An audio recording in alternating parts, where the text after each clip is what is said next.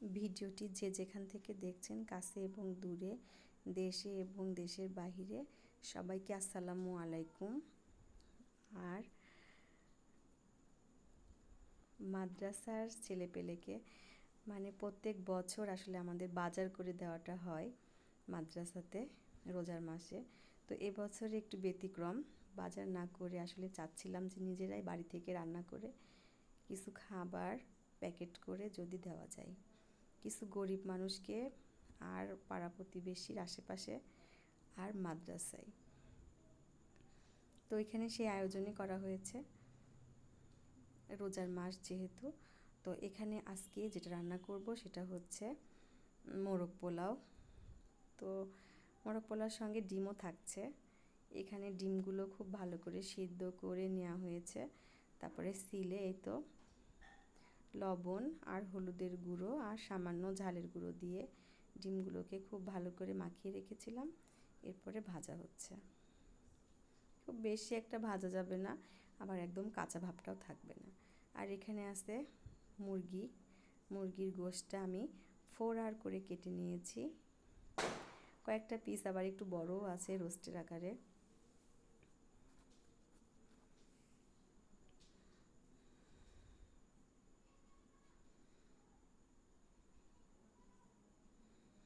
মুরগিগুলোকে আমি একটু ঝালের গুঁড়ো আর লবণ দিয়ে ভালো করে মাখিয়ে রেস্টে রেখেছিলাম প্রায় 1 ঘন্টার মতো।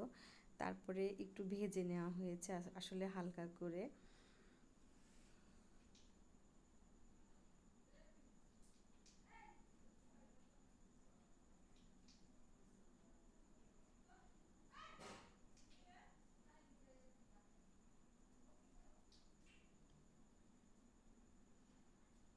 মুরগিগুলো ভাজা শেষ, একটা মাটির চুলা করা হয়েছে আর কি, অনেকজনের রান্না।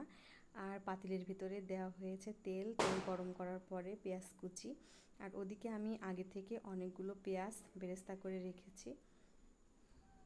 আর এই কাজে আমাকে সাহায্য করছে আমার মা, কারণ আমি একা এতজনের রান্না কখনো করিনি, এই ফার্স্ট এতজনের পোলাও রান্না আর এতজনের মানে রোস্ট বলা যায়, মানে মুরগি রান্নাটাও অনেক। তো আমি তো একা পারবো না, সেজন্য মা আমাকে সম্পূর্ণ সাহায্য করছে।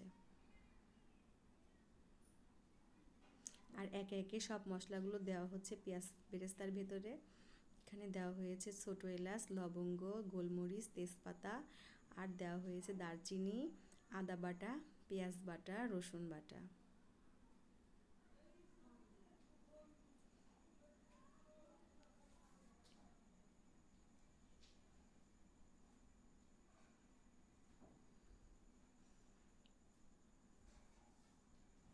সব মশলাগুলো খুব ভালো করে কষিয়ে নিতে হবে। দেওয়া হচ্ছে অল্প পরিমাণে পানি, যাতে করে মশলাটা লেগে না যায় বা মশলার কোনো গন্ধ না হয়ে যায়। শুকনা মরিচের গুঁড়া,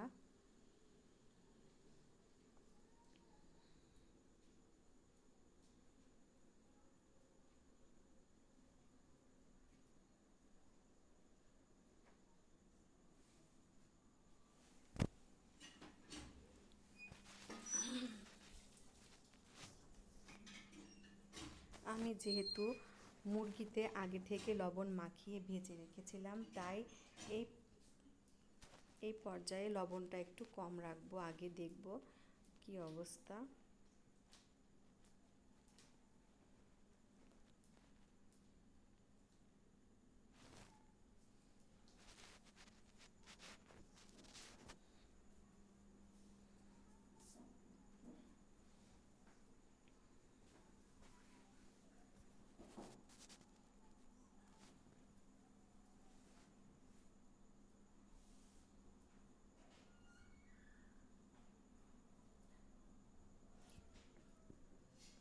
একে একে মুরগির পিসগুলো সব দিয়ে দেওয়া হচ্ছে।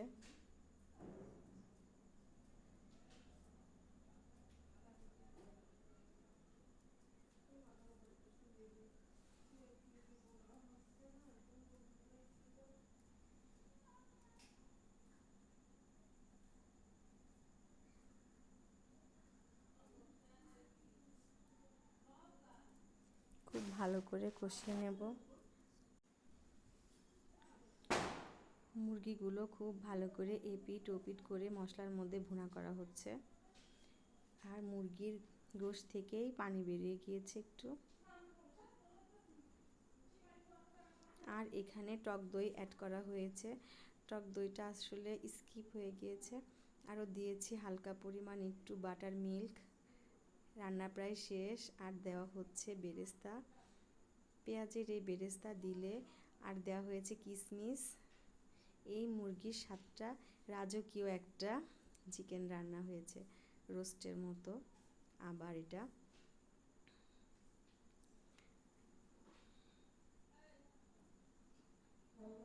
একটা শাহি শাহি ভাব। আমি এখানে হালকা একটু কেওড়া জলও দিয়েছি, হালকা একটু গোলাপ জলও দিয়েছি। আর এখানে এই তো আমরা এখন পোলার চালটা খুব ভালো করে পানি দিয়ে ধুয়ে পানিটা ঝরিয়ে নিয়েছি। আর এখানে বড় পাতিলে দেওয়া হচ্ছে পরিমাণ মতো তেল। আর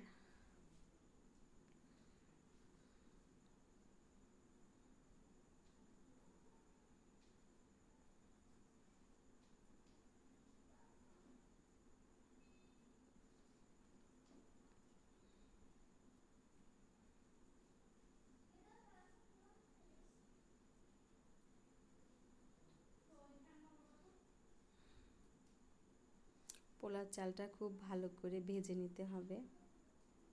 আর অন্য আর একটা চুলাতে আমি পানি গরম বসিয়েছি। গরম ফোটানো পানিটা এখানে দেওয়া হবে, অ্যাড করা হবে আর কি। যেই কয় পোয়া চাল তার ঠিক ডাবল পরিমাণ পানি, গরম পানি দেওয়া হবে আর কি। তাহলে সুন্দর ঝরঝরা পারফেক্ট একটা পোলাও হবে। আর এই তো রান্না সব শেষ। এখানে আমি ডিম, তারপরে টমেটো, শসা, কাঁচামরিচ, এগুলো সালাদ হিসাবে যাবে। আর এই তো মুরগি রান্নাটা।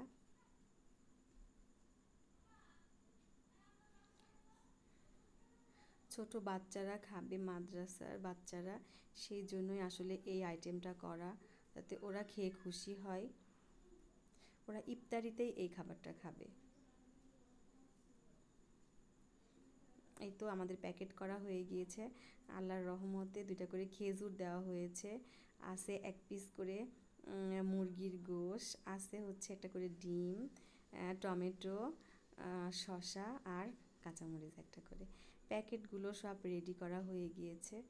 আর এখন এগুলোকে হাজব্যান্ড যেয়ে দিয়ে আসবে মাদ্রাসায়। আর আমি আমার আশেপাশের প্রতিবেশীদের কয়েকটা প্যাকেট দিব। আর আমরা বাড়ির মানুষ এটা দিয়েই আজকে ইফতারি করব।